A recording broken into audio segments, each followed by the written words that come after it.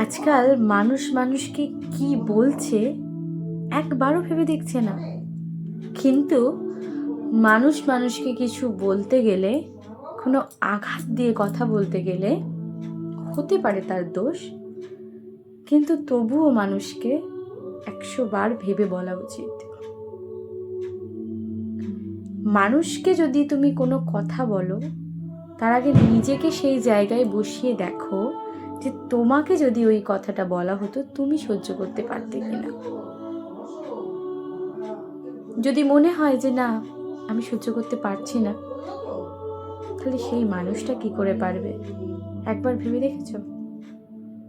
আজকাল সোশ্যাল মিডিয়ার যুগে মানুষ কি করে, মানুষের নামে কোনো একটা ক্যাপশন দিয়ে দিচ্ছে, মানুষের নিয়ে ভিডিও বানাচ্ছে,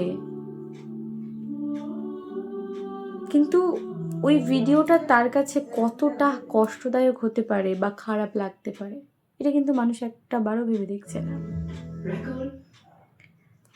তাই জন্যই প্রত্যেকটা মানুষকে উচিত যে নিজের আগে দেখে বুঝে তারপরে কোনো মানুষকে কিছু বলা।